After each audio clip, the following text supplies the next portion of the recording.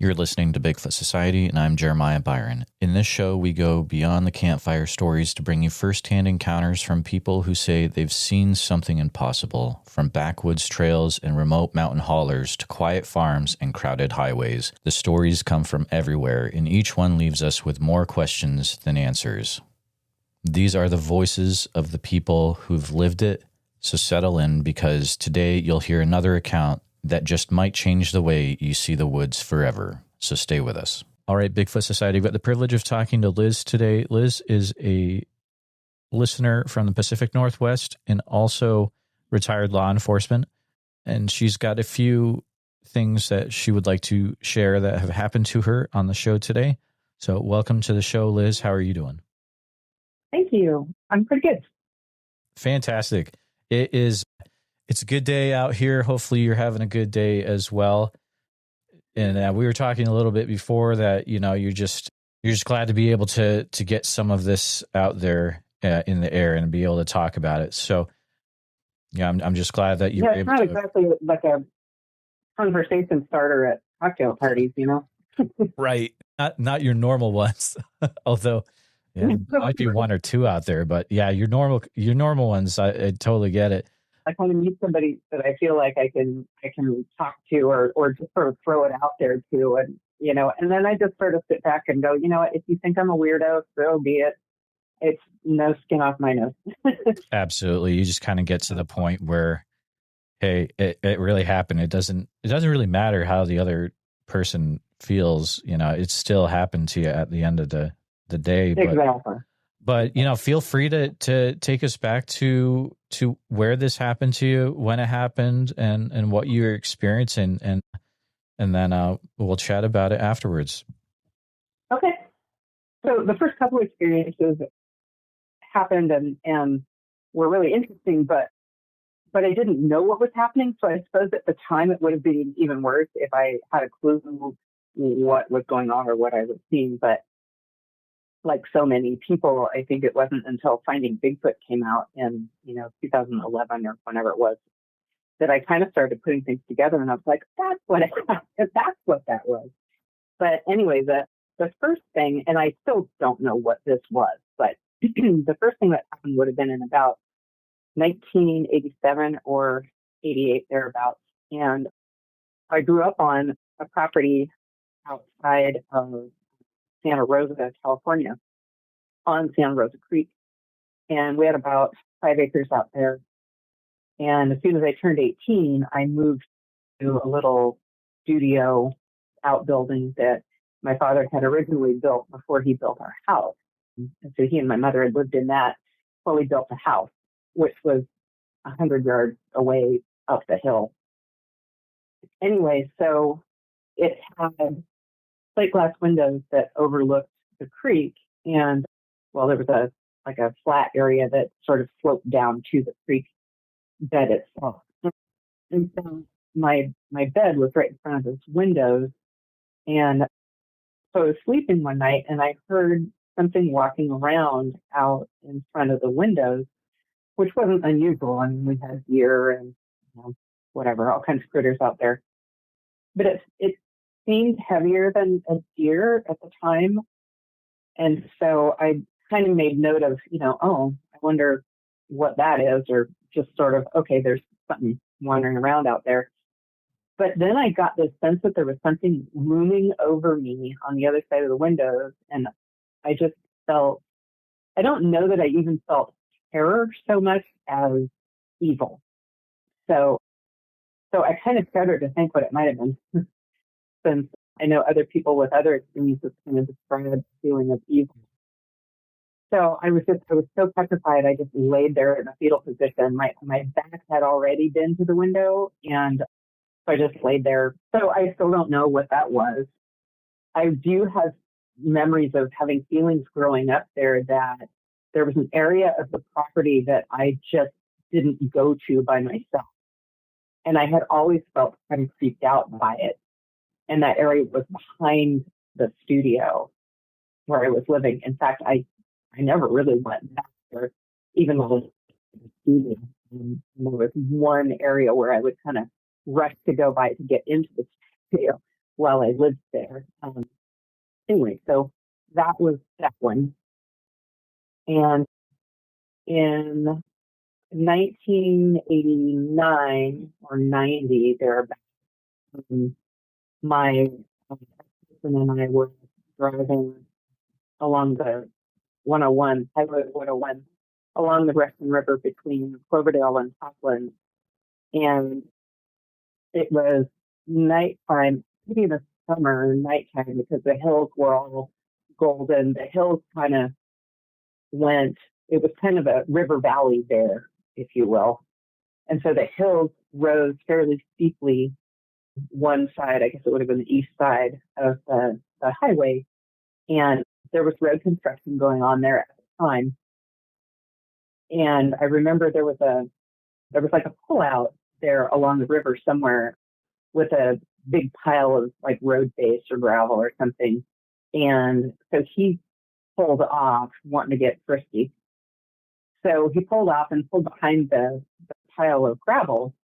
And I remember, like, we started doing what young people do. And all of a sudden, I mean, we weren't there very long. And all of a sudden, I just flipped out. Used to, being out in the wilderness where it was dark and things didn't really freak me out. We had been camping.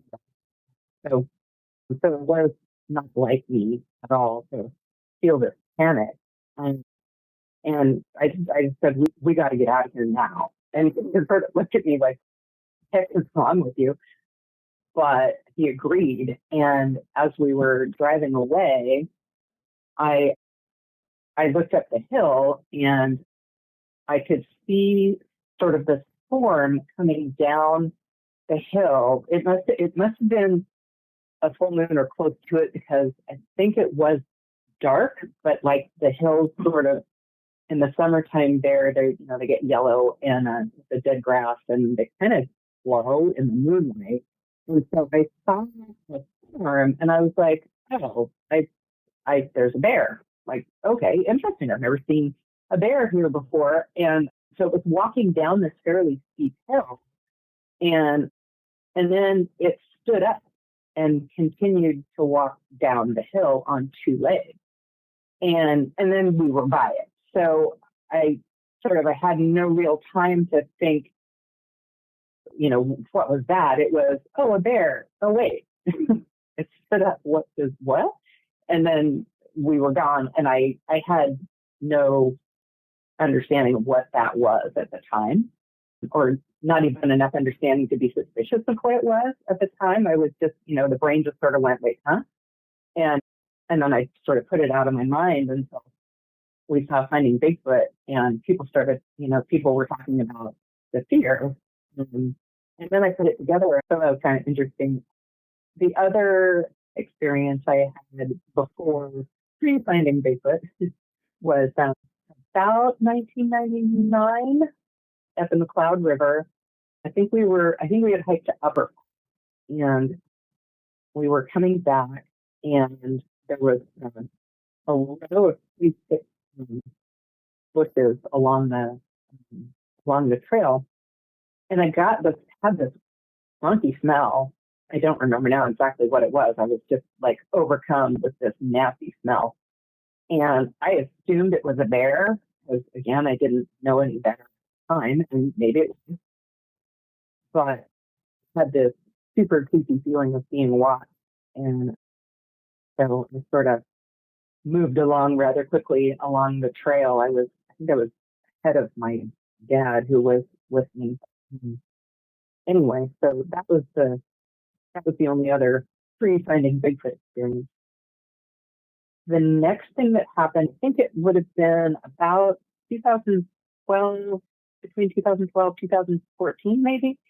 And a friend of mine and I were hiking at Montgomery Woods in Sonoma County, California.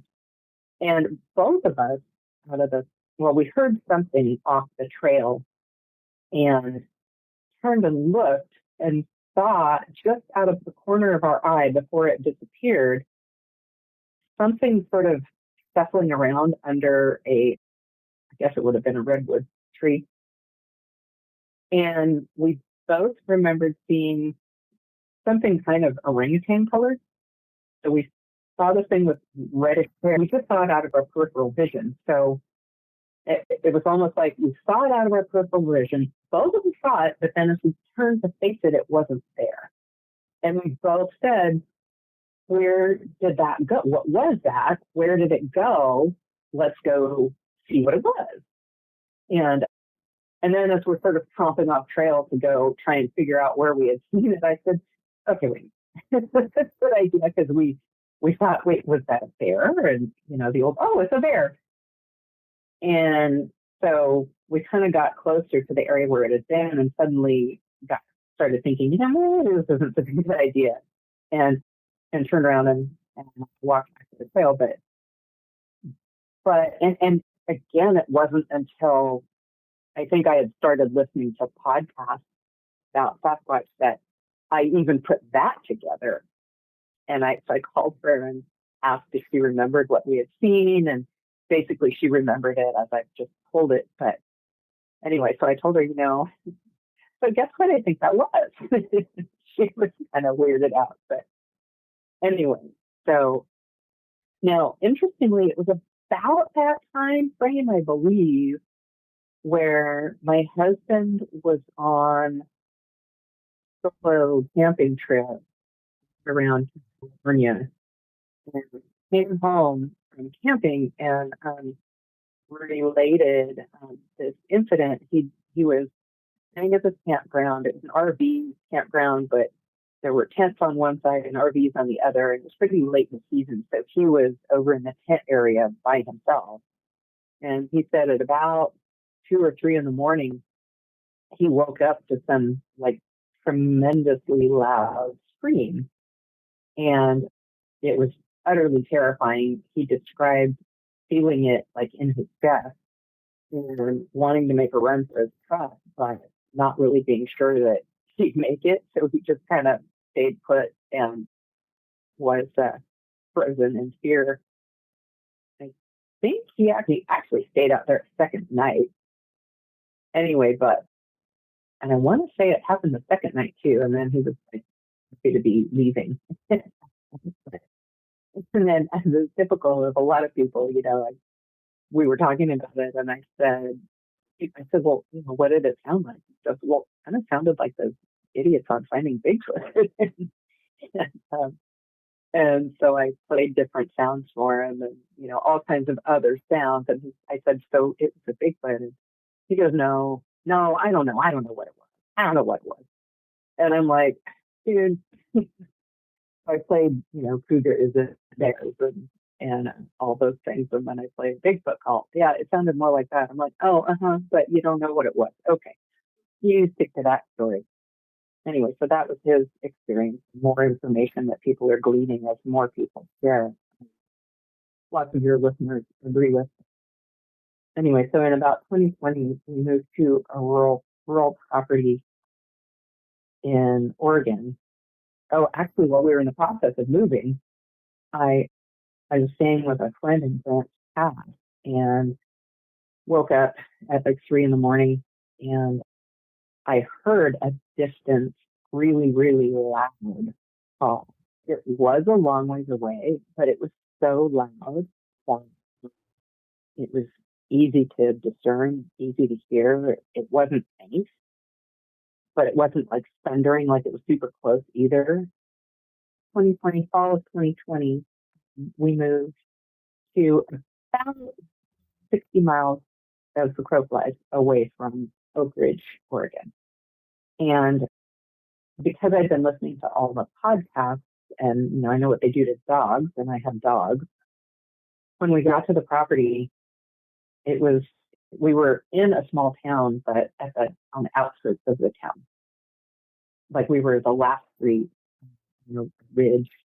And so I just sort of put out psychically into the universe, blessings to you and your family. I don't wish you any harm. And these dogs are my family. And basically, I need you to leave them alone. And if you don't, I know who to call to rain terror on you. Um, I wanted to come in peace and be welcoming, but I also wanted to let them know that I wasn't somebody to screw with, if there was anybody around. I don't know if that was a good thing or if that opened up some sort of whatever. They realized that I was somebody who knew about them. But, so I drove up one day to the house and heard a woodman. Another time there, our primary bedroom overlooked the hill going up the back to the back of the property. And I couldn't take my eyes off that hill. Like it just always felt like maybe there was something creepy there or just something that I was like, I just couldn't stop looking. There was a lot of brush on the property. I was sitting at the back of the property. You didn't have a very far line of sight until we had the brush cleared. So a friend of mine and I were sitting at the back of the property, and they were saying, "You haven't seen it. This is going to visit." And they were saying, "Wow, it's really neat that you've got all these black turkeys." I said, "Yeah, the feathers are really cool. I kind of wish I could gather some tail feathers. I was just getting the ones from their wings that they dropped for." But I'd really love to have, some tail feathers. This was a really pretty one. And so anyway, I didn't get anything of it. We had the brush work done. And then within about a week, the brush being cleared, it was about 2 weeks after my first visit. Down where I picked up the mail, I was driving down the driveway one day and there was this brown thing sort of blowing in the breeze down where I always stop to get the mail. So I stopped and I thought, what is that? The litter or whatever, I better pick it up. So I went to pick it up and it was the whole inside fan. I don't know what you call it, the iridescent. So I picked it up and I was like, instantly I remembered that I had made that comment to her. It was like, so I just sort of said, wow, thank you. It was all together. I mean, it wasn't like something had shredded a turkey and there were just, feathers everywhere. It's a complete. Sometime around then, I went on a hike with some friends outside of Cottage Grove, and we're hiking along the trail to a waterfall. And there was a group of us, and one of the people in the group was really excited to be on the group hike, and they were kind of running back and forth and loudly guiding the hike, and just were excited and really loud and exuberant. And and there was kind of a little hill on one side, and all of a sudden I got this sense that there was this presence that was like right next to me, like strongly demanding to know what the disturbance was about in my head. And I got the feeling that something just sort of turned on its heel and hopped off. But so that was weird. It's kind of a phrase that's been punctuating the last few years of my life. Oh, that was weird. The last thing that happened, oh no, that's right. I was looking at, so after we got the brush cleared, I was looking out the bedroom window one day. I can't remember what time of day it was, and I saw something that rushed. What my brain said was, oh, that was a turkey that just flew away. But like that trajectory, like if there was a turkey or a chicken that was, standing in one spot and then just sort of fluttered up and away because they don't go really high, and they just sort of scoot along from just above the ground. But it was kind of that trajectory on 45 degrees angle. And but it was faster than that. Like, it was a complete blur. And I hadn't heard that described yet. I don't think in any of the podcasts that I listened to. But then I did start hearing that. And, so then it was like, seriously again? And I asked a native elder friend of mine who said just real offhandedly, "Oh yeah, that's them going between dimensions." Oh, okay, say it with me. That was weird.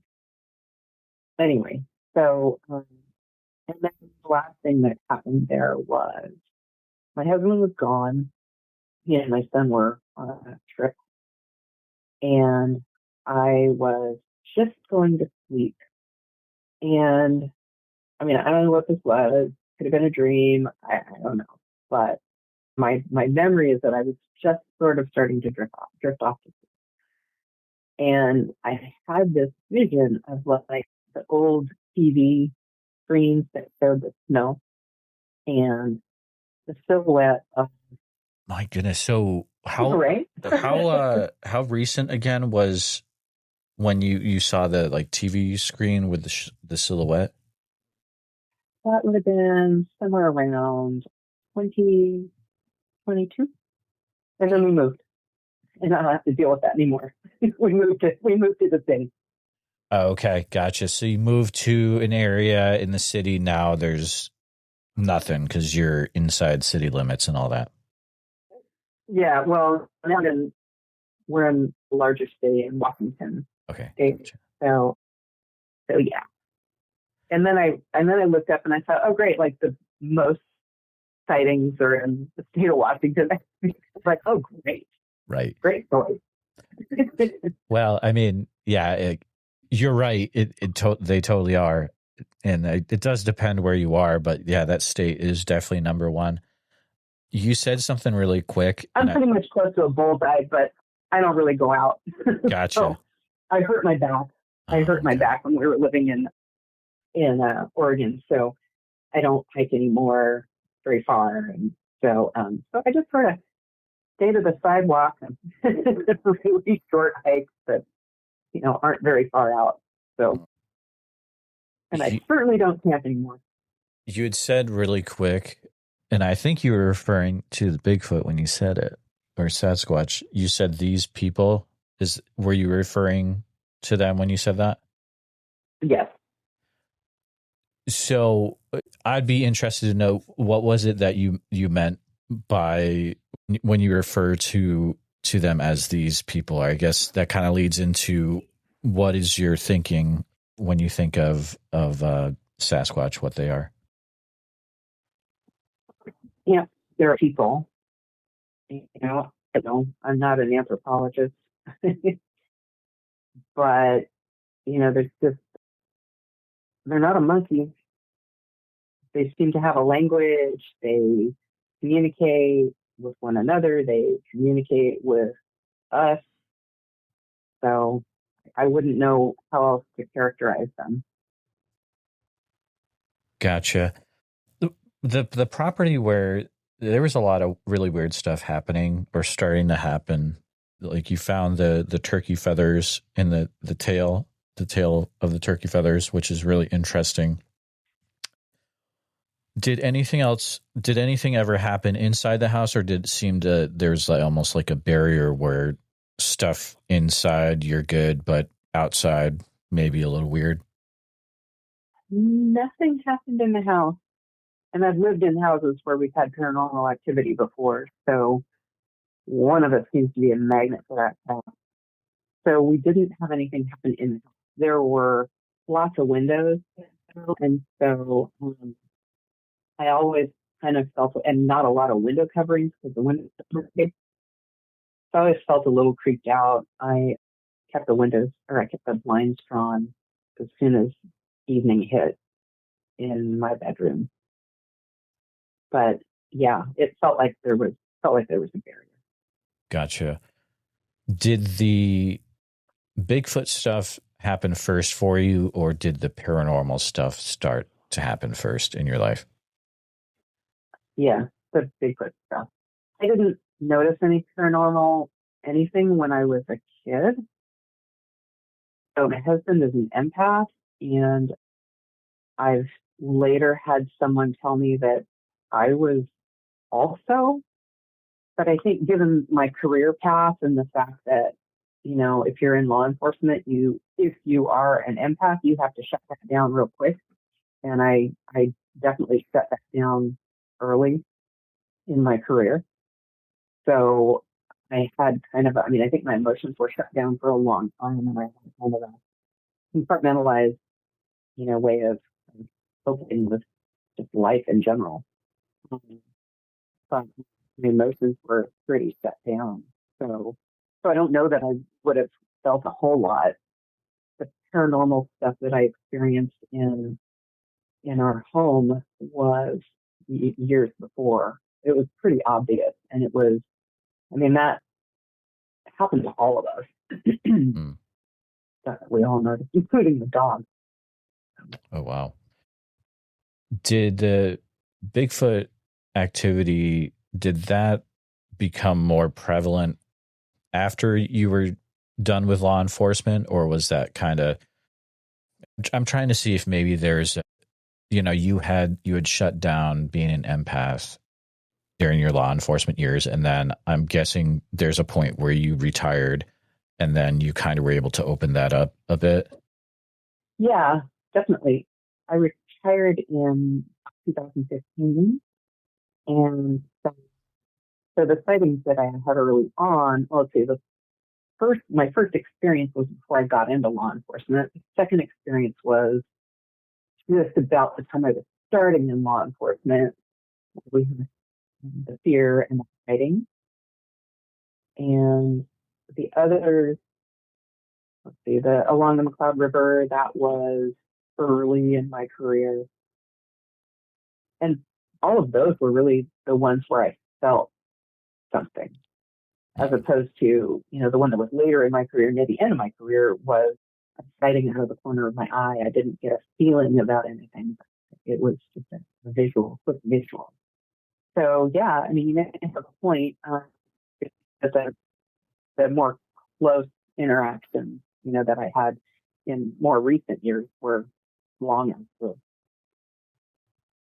Have you ever checked with anyone else that would have been in the house that you had that vision with the silhouette of the Sasquatch shape? I guess that probably would have been your husband, would have been in the same house, and your son.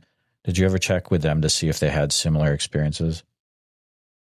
Oh, no, I didn't want to freak out my son, and my husband probably would have said something because, Mhm. well, I don't know. No, I haven't asked him explicitly. I'll do that and get back to you if he has anything interesting for me. But they both just sort of, regard my Sasquatch fascination as, whatever, mom's quirky, stupid, whatever.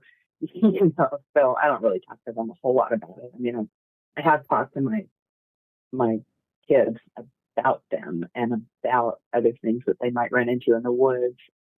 One of my boys had a career or chose a career that's going to take him into the woods a lot, and he spent a lot of time out in the forest. And so I wanted to kind of explain to him what's out there, and basically, if you believe me, you believe me.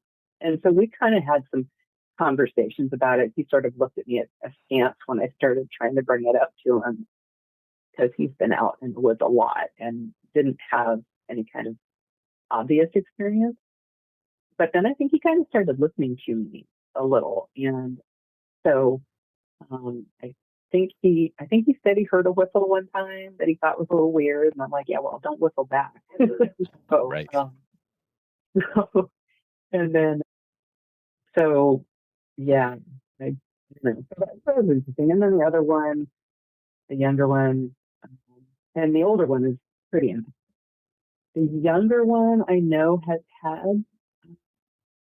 sensed paranormal stuff before as well.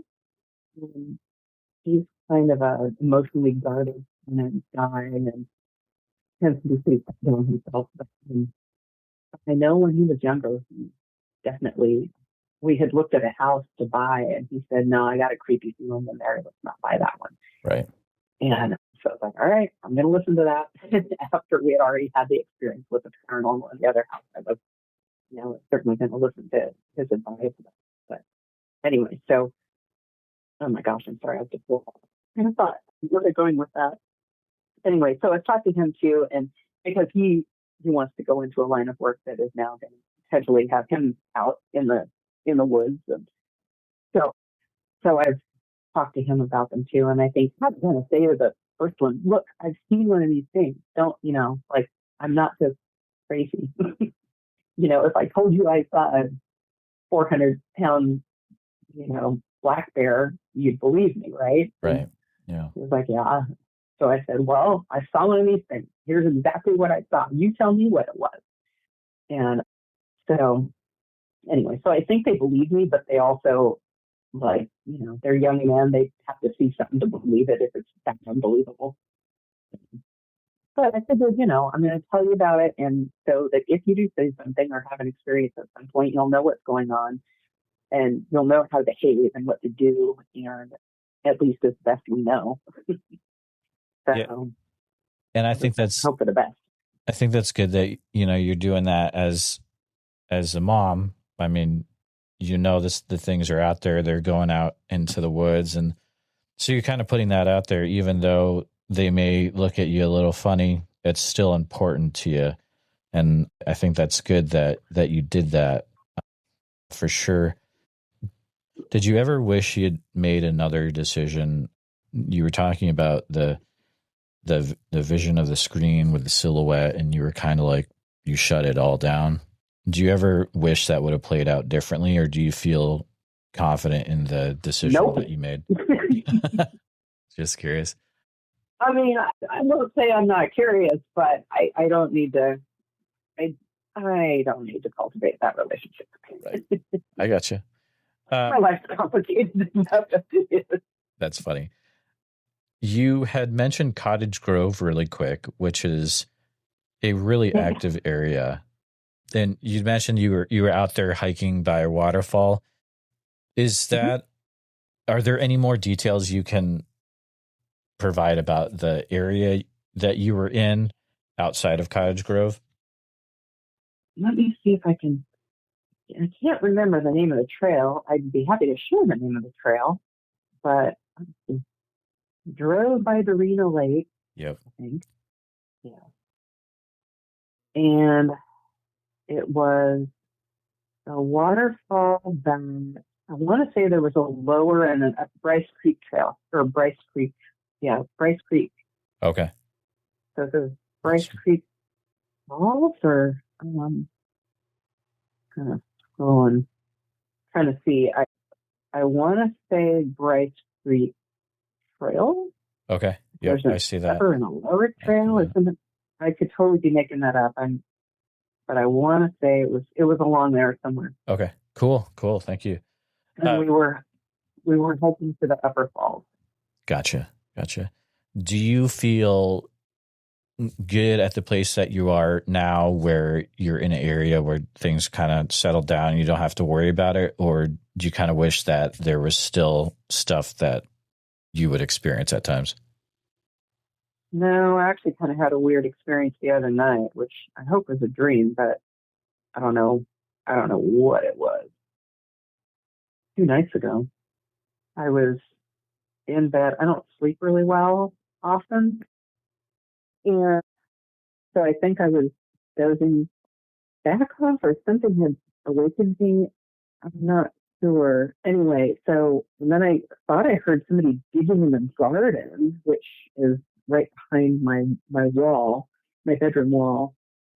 It was like if somebody drove a pickaxe into the ground. It sounded like that. There's something coming from one direction, and it's my son yelling in his room on his Discord or something. But anyway, so I don't know where that came from. And then I kind of felt like a tingling that started at the top of my head and sort of went down to my shoulders. And when we've had paranormal experiences before, that's what I've experienced, that tingling.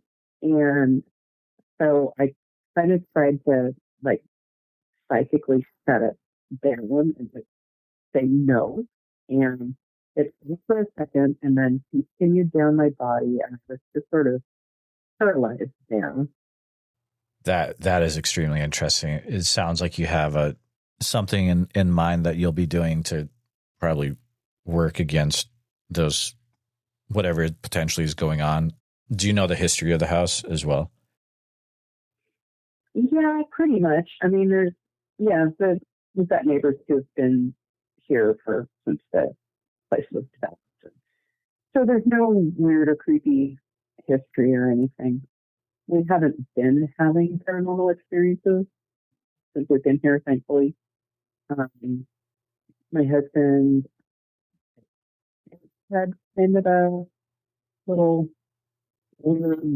something a while back that I at least smudge on a regular basis with different stuff, tobacco and cedar and sage. So it's probably due, but it was odd to me that I heard a noise out, like immediately before this thing happened, and I kind of got the sense, the tingling was overtaking me. I think, I almost got the sense that it was a feeling kind of thing, or like it wasn't malevolent, like it was scary, but I didn't feel like it was malevolent. It feels like there's a pattern of you're constantly keeping something at bay, and just like, no, just get out of here. But just kind of keeps coming up. I don't know. And not that it's my job to figure out what's going on either, but it's very intriguing. I feel like it's not a story that finished when you guys left to go to Washington, if you get what I mean. I feel like there's other stuff, probably. Bigfoot itself is a mystery, but you get deeper into it, and then there's these other mysteries inside of it, which is, what's the connection? You see these patterns where it's like someone has interaction or sighting, and it might open up other things. Why does it do that? Why is it all connected? And I don't know if we'll ever really figure it out, but the way that you said that psychic was talking, I've also heard other people in the community say similar things where, you could be opened up to different things in the realms. But the good thing is it sounds like you have a way to kind of protect against it, which I think is important.